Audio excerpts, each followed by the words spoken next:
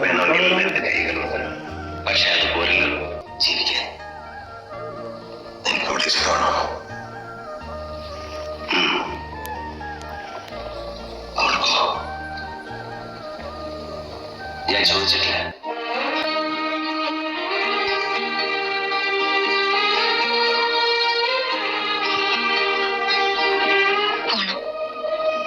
തിരിച്ചു പോണം.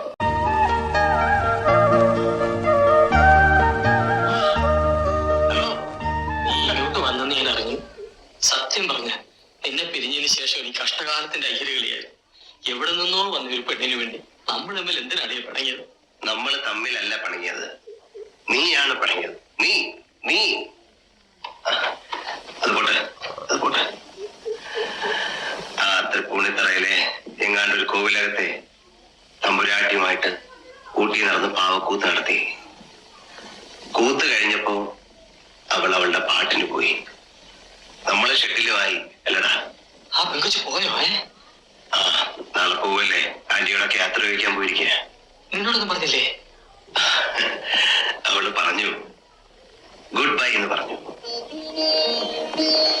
വളരെ അടുത്തു പോയവർക്കും ബന്ധത്തിന്റെ ആഴം നോക്കാതെ എവിടെ വെച്ചും എപ്പോഴും കൈകൊണ്ടിങ്ങനെ ഗോഷ്ടി കാണിച്ച് യാത്ര ചോദിക്കാവുന്ന ഒരു വാക്കാണല്ലോ ഗുഡ് ബൈ. പോട്ട് പുല്ല്, ഗുഡ് ബൈ എങ്കിൽ ഗുഡ് ബൈ. ഇവിടെ വരുന്നവരൊക്കെ വിനോദസഞ്ചാരികളാണ്. അവര് സഞ്ചരിച്ച് പൊട്ടിച്ചിരിച്ച് സന്തോഷിച്ച് തിരിച്ചു. അവരെ പൊട്ടിച്ചിരിപ്പിച്ച് സന്തോഷിപ്പിച്ച് വിട്ട് ജീവിക്കുന്ന കോമാളിയും കുരങ്ങനുമാണ് ഞാനും നീയൊക്കെ.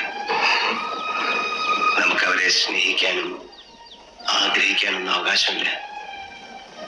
നമുക്ക് അവരോട് ആത്മാർത്ഥമായിട്ട് പറയാവുന്ന രണ്ട് വാക്കേ ഉള്ളൂ: വെൽക്കം, ഗുഡ് ബൈ. ഇതിലൊതുക്കിയാൽ ഓൾവേസ് ഹാപ്പി.